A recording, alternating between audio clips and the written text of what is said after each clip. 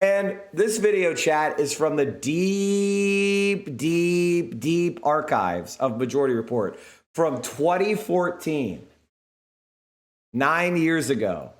And I want to show you something, chat. This only has 3,100 views. From the deep archives of the Majority Report, we have a conversation between Sam Seder and Michael Brooks. And it explains everything that's happening today was perfectly predicted by Michael Brooks. Listen to this.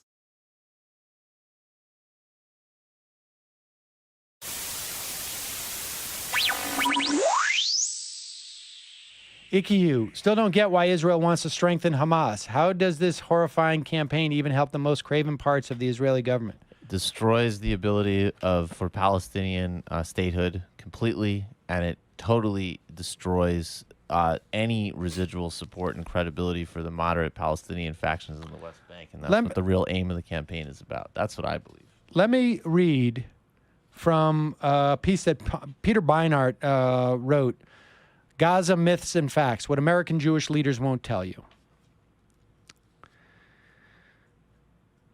He goes much deeper into this, but let me read what Ariel Sharon's chief of staff, Dov Weisglass, said as to why they unilaterally pulled out of Gaza. The significance of the disengagement plan, that is pulling out of Gaza at the time, is the freezing of the peace process. And when you freeze that process, you prevent the establishment of a Palestinian state. And you prevent a discussion on the refugees, the borders, and Jerusalem.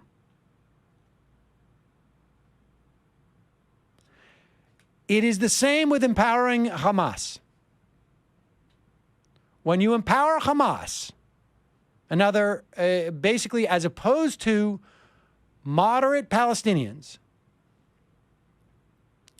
you freeze the peace process. This is the goal of, at the least, Netanyahu, but probably of a lot of the government, the players in the Israeli government. Freeze the peace process. Maintain the status quo. Empowering Hamas maintains the status quo. The status quo was threatened 3 months ago when Abbas was going to have a unity government of which he had more or less control. It is, why did both Castro and Bush gain from demonizing each other? It will. Thank you for the 43 creating months. this external threat. It empowers them. I mean, it is just the oldest play in the book.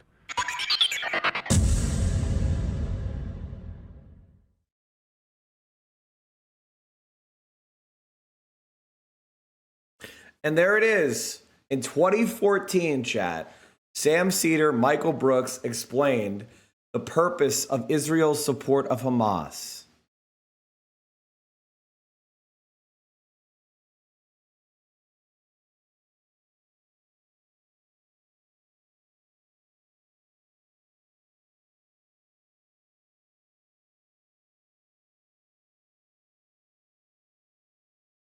And basically nobody looked at this. And it is dead fucking balls on accurate. Here we are, 9 years later.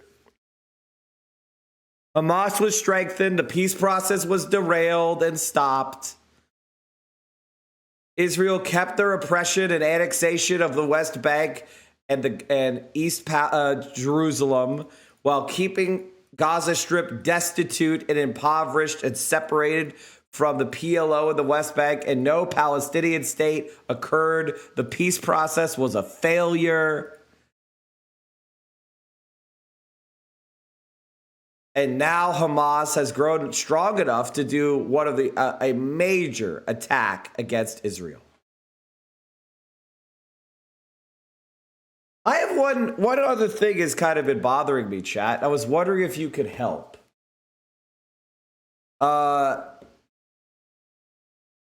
I've been trying to understand the nature of the attack into Israel by Hamas. And it's so weird. Israel said 1,400 Israelis, primarily civilians, were killed on October 7th. Meanwhile, the Israeli state has produced the names of 681 overwhelmingly military and security forces. You know, I've been looking at the Haaretz link of victims, and it's overwhelmingly infantry and police. Now, I'm not saying I support violence. I want to be very clear. I don't support violence, but it seems odd if the main victims are all military-aged males in uniform, or cops and security forces and militias. That seems a little bit different than, you know, going house to house and shooting babies, as is how the Israelis have been characterizing this attack.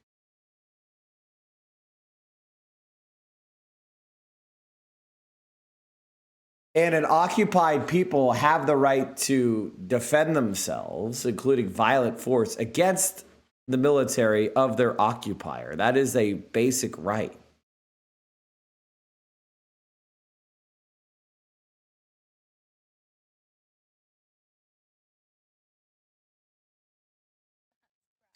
It's seeming to me, as more and more days go by, that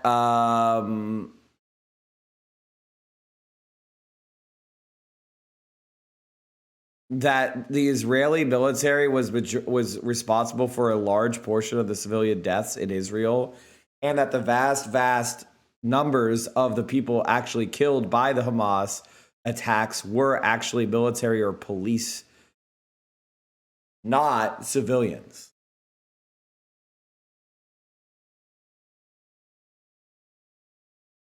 Let's watch Jeremy Corbyn talk about this.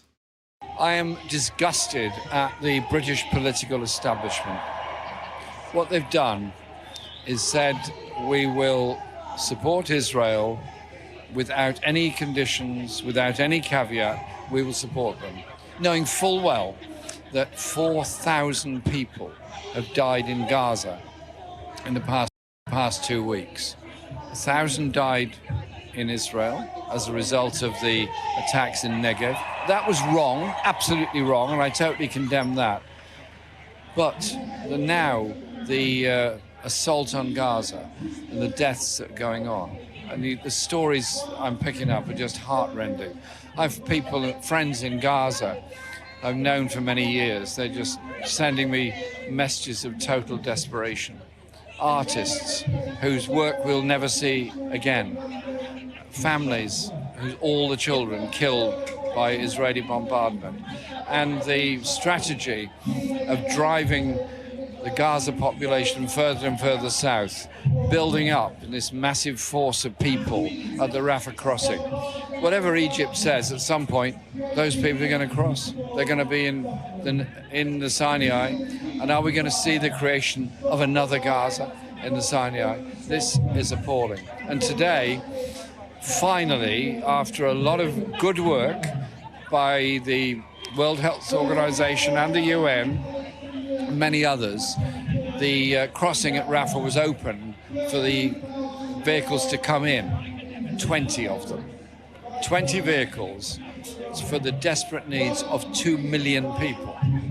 There are more trucks delivering food to supermarkets on the Holloway Road in my constituency every day than there are for 2 million people in Gaza. It's not even 5% of the needs. And water is now so short that the average person in Gaza, if they're lucky, gets 1.5 litres a day for everything. That is what is now happening. And we are bystanders and observers. All we can do is raise our voice here. And I was just beyond disgusted when Britain abstained at the UN on a call for a ceasefire. And President Biden instructed the US delegate to veto the majority decision, which was to call for a humanitarian pause. And then both Biden and Sunak went to Tel Aviv to say, we fully support you. Support what? the killing of civilians, the occupation, the war crimes, the illegality of it. But you know what? In this pretty desperate time, it's turned opinion round. The size of demonstrations in Morocco, in Egypt, all over the Middle East, and even a demonstration in the middle of the Capitol in Washington in support of Palestinians. The Palestinian cause will never go away. Obviously, over the last fortnight, we've seen large parts of the media misrepresent the views of lots of people within the pro-Palestinian movement, including some of your own views. What do you think of the media's response to what's going on in Israel and Gaza? Well, I think the media response is pretty limited and pretty poor, to be quite honest. I have watched quite a lot of different global channels. The one that seems to be trying the hardest to give realistic reporting on the ground is Al Jazeera, and I hear they're now threatened with being banned from reporting from Israel. Al Jazeera have done well, but I think the endless idea of somehow or other balance and there's an equality between Israel and Palestine, no, there isn't. The West Bank is under occupation. The West Bank has 500,000 settlers placed there by Israel. Gaza is under siege and isn't even managed by the administration in the West Bank anyway. There isn't an equality here. What we're just seeing is a very powerful, highly militarized nation steamrollering the Palestinian people. Why don't you think we've seen more MPs come out in support of Palestine over the past couple of weeks? Because Jeremy Corbyn his career was destroyed by the Israeli lobby in the UK. Let's be honest. It was a alliance between ideologically neoliberal MPs with the Israeli lobby and right-wing media to destroy the left in the UK and keep it out of power and to return the Labour Party to right-wing conservatives in various seats within the party. That's what happened. There's no confusion here. The Israeli lobby took out Jeremy Corbyn. Now they're coming for AOC. Now they're coming for Ilhan Omar. Now they're coming for Rashida Tlaib. Now they're coming for Jamal Bowman. Now they're coming for Summer Lee. The Israeli lobby wants to make sure that anybody who thinks that Palestinians are human beings has no chance. Are you going to sit back? Are you going to put your head down? Or are you going to fight back from these genocidal monsters? Are you going to put them in their place?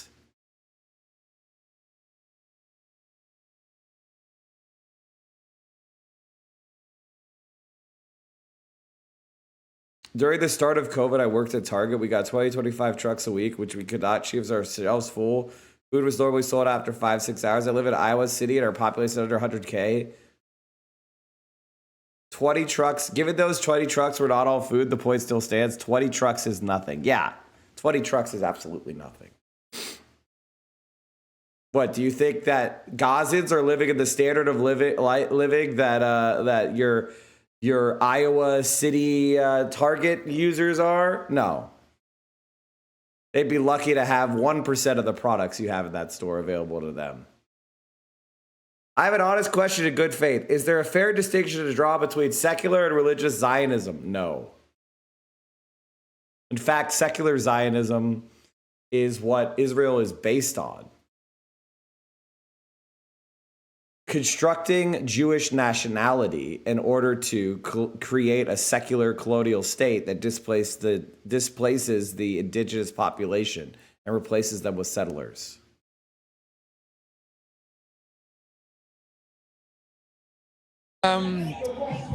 Good question. I find it very disappointing that today there's a number of us here. A number of MPs are here today, Claudia Webb, myself, John McDonnell, Absana Begum, and we're making our presence and voice heard. But I say to my colleagues, think about this.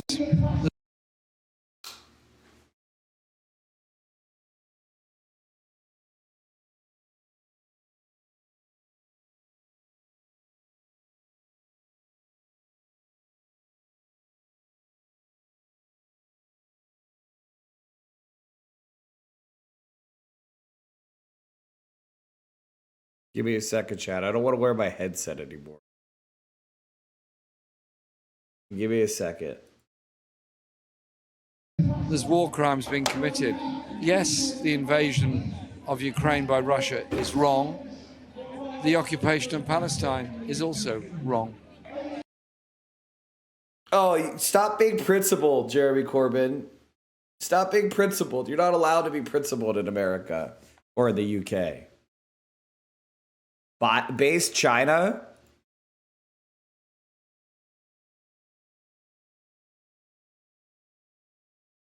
China's foreign ministry says Palestinian people have the right to life in their own state. Wow.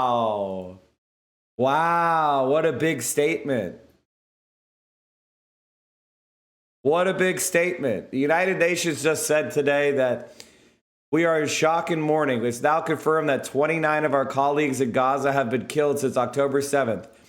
Half of these colleagues were United Nations refugee workers.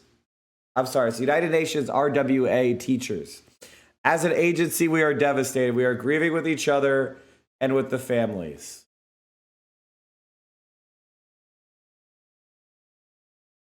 Israelis' lobby is powerful, though, in the UK. During Corbyn's campaign, the government put pro-Palestinian groups on watch lists where all universities had to go and investigate the student groups. The group by university had to have our union president sit in their meetings and get advance notice of their agenda for every meeting.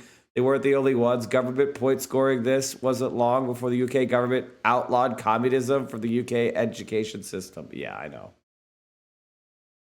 They don't even mention it was Israel that killed them. They said in bombings.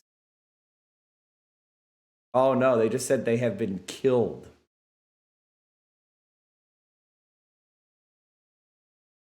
Can you explain how it was Israel that supported Hamas?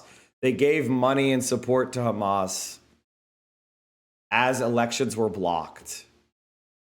So we haven't the Palestinians haven't had elections since 2006 because that's what the United States and Israel wanted, no elections. And the Gaza Strip had Hamas, and the West Bank had the PLO. And so in order to drive a wedge between the different groups of Palestinians, the Americans and especially the Israelis supported Hamas.